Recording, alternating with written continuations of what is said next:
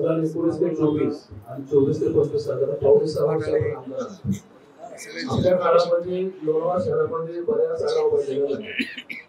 संक्षिप्तरित्या सांगायचं म्हटलं तर या 6 वर्षाच्या कालावधीमध्ये झालेल्या आढावा बैठकांचं इनपुट काय याच्यामधनं या शहराला मिळालं.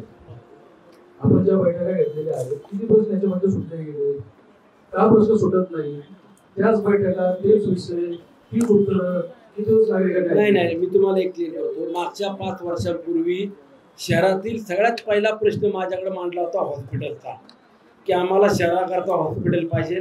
आज आपण पाहिलं असेल तर 90% हॉस्पिटलचं काम पूर्ण झालं. जवळजवळ लाख स्क्वेअर फुटाच्या पुढची इमारत ही उभी राहिलेली.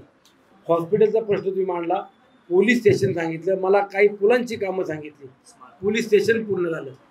पुलांची कामं करताना आपल्या नारायण भाऊच्या त्या गल्लीला नाव काय हो, ते तुमच्या दोन्ही बाजूला पूल केले ते भांगरवाडी ते हिंदुस्थान आरोग्यला ते 4 ते 5 पूल आपण ते पिडब्ल्यूडीच्या विभागाकडनं ते पूर्ण केले.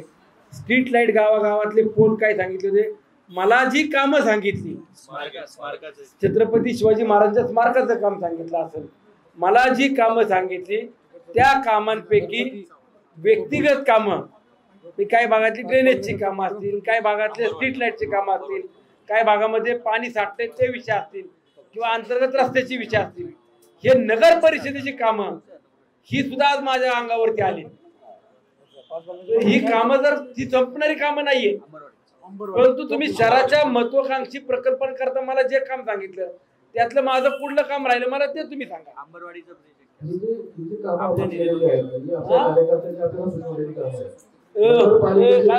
आपण महत्वाकांक्षी प्रकल्प म्हणतो आणि जे गेले वर्षानुवर्ष गेले 10 वर्ष असतील 20 वर्ष आम्ही ऐकतो.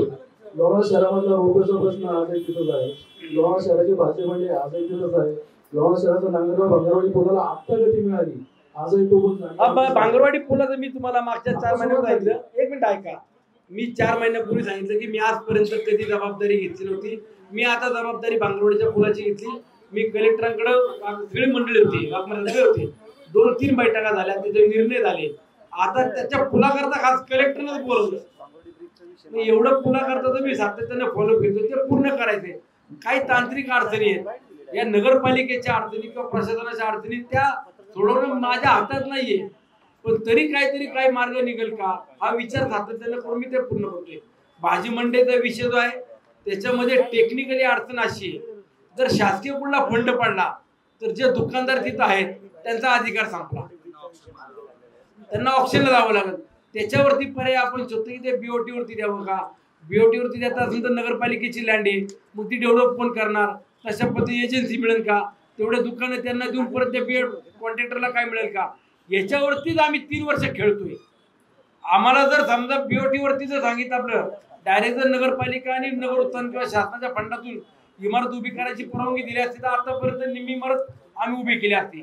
पण जे विक्रेते आहेत, जे दुकानदार आहेत, त्यांनी कुठं जायचं, मग ती कुणा करता करायची. शेवटी कायदेशीर अडचणी आहेत ना, त्याच्यातून मार्ग काढायला वेळ जातो. ज्यावेळेस आपण ते इमारतीचं काम करायचं ते बीओटी वरील करा किंवा नगरपालिका शो भागावर करा, पण ज्यावेळेस ते काम करायचं त्यावेळेस किमान 200 ते 300 गाड्यांच्या पार्किंगची व्यवस्था त्या ठिकाणी होऊया. तुमची 10 दुकानं कमी झाली, 10 ऑफिसेस कमी झाली तरी हरकत नाही. नगरपालिका धंदा करायला बसलेली नाही, नगरपालिका जनतेला सेवा द्यायला बसलेली आहे. या शहरामध्ये किंवा त्या ऑफिसमध्ये त्या मार्केटमध्ये येणाऱ्या नागरिकांनी गाड्या उभ्या करायच्या कुठे याचा विचार होणं गरजेचं आहे. हा विचार न झाल्यामुळे आज लोणावळा शहरामध्ये वाहतुकीची समस्या निर्माण झालेली. लोणावळा शहरामध्ये 50 वर्षापूर्वी झालेला कोकण समोरचा उड्डाणपूल सोडला रेल्वेचा, आजपर्यंत एकही उड्डाणपुलाचं काम पूर्ण झालेलं नाहीये. काय इथं 2 वर्ष नसतं नेते नव्हते कुणी, का कामं झाले नाही. आज तुम्हाला प्रश्न विचारणारे माझे नगरसेवक आहेत, हेच या कॉन्सेप्ट मध्ये होतं ना पूर्वी, काय यांनी कामं केली नाही, काय यांच्याकडे ते विचार नव्हतं, सगळीच कामं आमदारांनी करायची. हे प्रश्न आपण त्यांना सुद्धा विचारले जातात. शेवटी ते बघा, लोकप्रतिनिधी म्हणून जशी माझी जबाबदारी आहे किंवा नगरसेवकांची होती, आपल्या परीने जेवढं काम करतील तेवढं प्रत्येकाने काम करण्याचा प्रयत्न केला.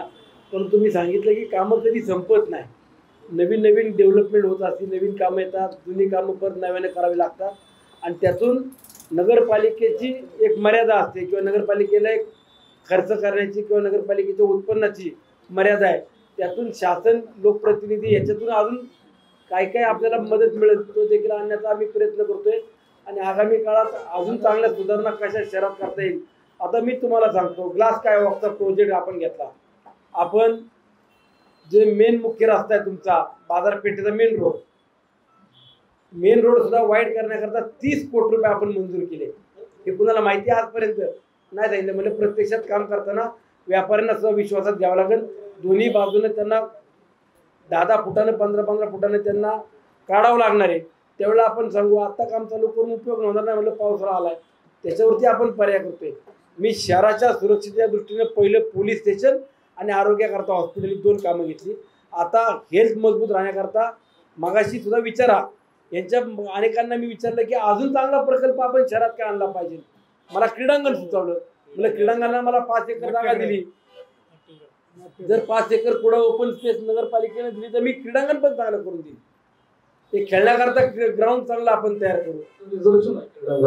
जागा दिली तर मी प्रयत्न करीन ना. शेवटी मला लोणावळा, तळेगाव, देवरोड आणि ग्रामीण भाग या सगळ्याचा भौगोलिक विचार करूनच काम करायचं. पण मी तरी शहरावर आधी खबर देतो. वाहतुकोटी हा एक महत्वाचा प्रश्न आहे. या वाहतुकोटीमुळे लोणावळ्यामध्ये पर्यटक येण्याचे बंद होऊ लागले. एवढी ही पर्यटकांना आपण होतं गाड्या पुढे घ्या, त्यांनी गाडी उभी करायची कुठं, ज्याला चिकी खरेदी करायची, ज्याला वडापाव घ्यायचा त्यांनी गाडी थांबवायची कुठं. त्यांना पार्किंगसाठी स्पेस उपलब्ध नाही. आता ज्या पद्धतीने आपण तळेगाव साखर रस्त्याचा सोपत्रीकरणाचा विषय घेतला त्याच पद्धतीने या लोणावळा शहरातून जाणाऱ्या नॅशनल हायवेचा पण विषय आता सांगितलं तुम्हाला की आपण जो मेन रोड आहे त्याला वाईड करण्याकरता 30 कोटी रुपये मंजूर केले. प्लस कुमार पासून तर पार पूर्ण तुमच्या लायगड टँक पॉइंट पर्यंत काही ठिकाणी फ्लायओव्हर, काही ठिकाणी वाईड रोड करायचं 130 कोटी रुपयाचं काम आहे. ते सुद्धा काम पूर्ण आता टेंडर प्रक्रिया पूर्ण होईल, ते काम चालू होईल. पावसाळ्यात संपल्यावरती दोन्ही कामं सुरू होतील. तिसरा रोड तुम्हाला सांगतो, आपल्या सिंहगड कॉलेज पासून आपटीकडे जाणार रोड आहे त्या सुद्धा रोडचं टेंडर झालं. ते आपण हे 3 पर्याय शोधले, 3 पर्यायाची कामं करतोय. काम करताना असं नाही की एक पत्र दिलं लगेच त्याला मान्यता मिळाली. मान्यता घेणं, फंड पडणं, टेंडर करणं 2-2 वर्ष कामं लागतात. आणि सुदैवाने मी सत्तेत आहे म्हणून तरी त्याला पैसे मिळाले. आता 5 वर्ष माझ्या नावानं फक्त गजर झाला असता सगळ्या भागात. हे 3ही आपण आणि पूर्वीपासूनच्या बाजारपेठा आहेत त्यांनाही धक्का न लागता किंवा ते व्यापाऱ्यांचा विचार करणं, वाहतुकीचा विचार करणं, पर्यटनाच्या सुरक्षेचा विचार करणं.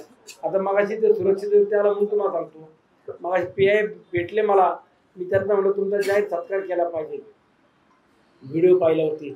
पण छोटी माणसं येते पण ते त्यांचं काम करतायत. पर्यटक या ठिकाणी येताना कुठल्याही पर्यटकाची गाडी तपासायची नाही.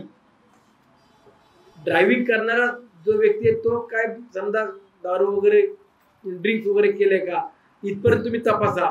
पण डिक्क्या उघडणं, बॅगा खोलणं हे पोलिसांनी कुठल्याही करायचं ना. अशा पद्धतीनं स्वतः संदीप गिल साहेबांनी सुद्धा खाली ऑर्डर केलेले आहेत. त्यामुळे आपल्याला पर्यटक हे आपल्या दृष्टीनं दैवत आहे. जेवढे पर्यटक येतील जेवढा आपल्या या भागातला व्यवसाय वाढेल तेवढा आपले लोक पोटेन्शियल वाढेल किंवा आपले तेवढं सक्षम होतील. हा विचार करून आपण काम करू.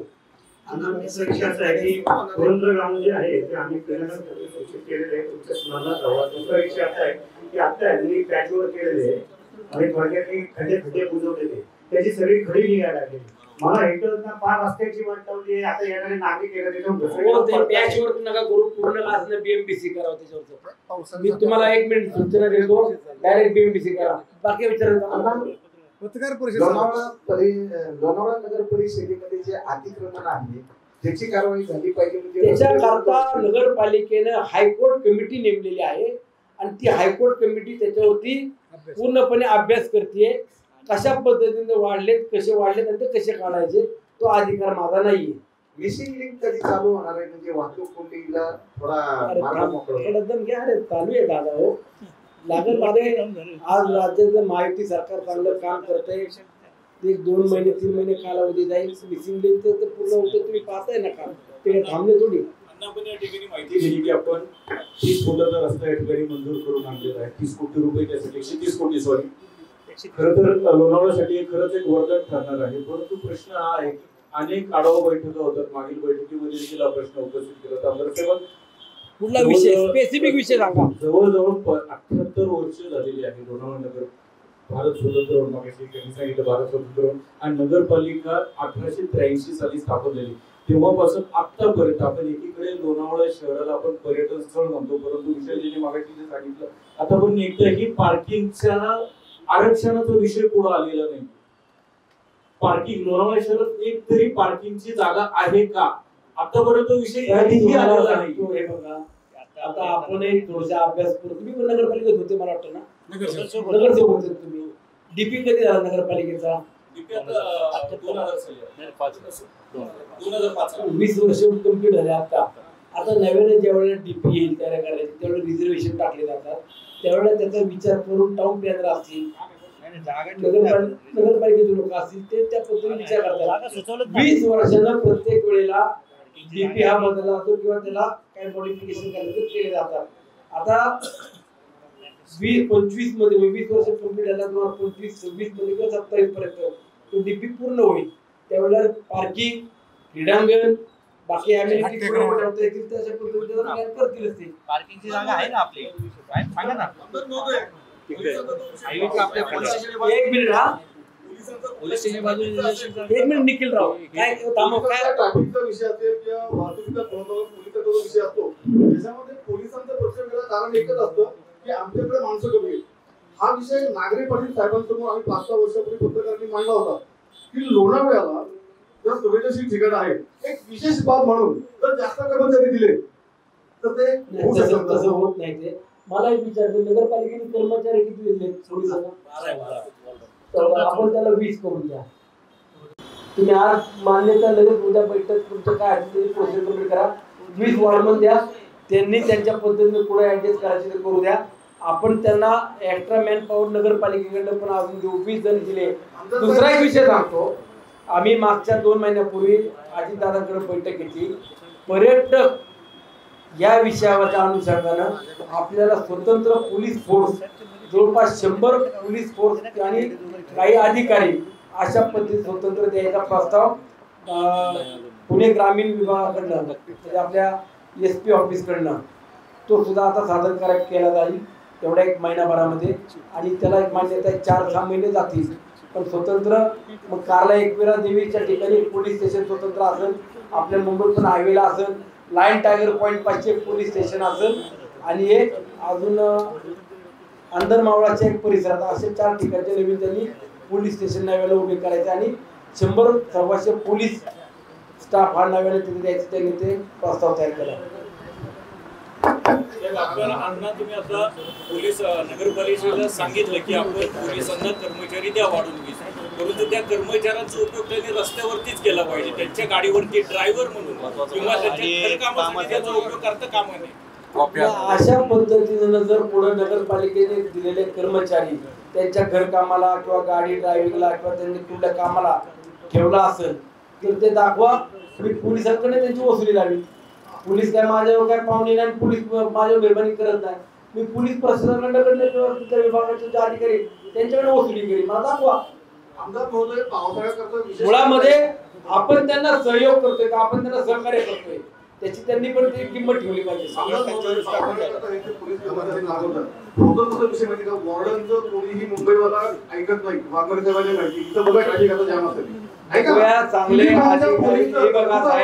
मी तुम्हाला सांगतो, ट्रॅफिकची समस्या तुम्हाला आली म्हणजे मला आली. बरोबर. या तालुक्यात या शहरात राज्यभरातले ज्यावेळेला पर्यटक येतात त्यावेळेला आपली नाकबदनामी होते. लोकप्रतिनिधी आम्हाला कमीपणा येतो. आम्ही सुद्धा त्याच्यामध्ये पाठपुरावा करतोच ना.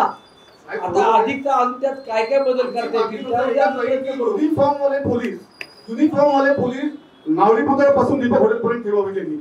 कारण त्या वॉर्डनचं कोणीही ऐकत नाही. तुम्ही मला लेखी तशा पद्धतीने SP साहेब आल्यावरती त्याच्यावरती 5 मिनिटं तुम्हाला चर्चेमध्ये करावे. अण्णा लोणावळ्यामध्ये ड्रग्स MD पावडरचा सुळसुळाट आहे. याबाबत जरा आपली युवा पिढी ही व्यसनाधीन होती. MD ड्रग्स गुटखा याच्यावर तुमच्या वतीने जरा थोडं लक्ष पाहिजे, नाही तर युवा पिढी बरबाद झाली तर मावळ संपून जाईल. संतोष गिल साहेब त्याच्यावरती लक्ष ठेवून आहेत. आता बघू काय होते. आज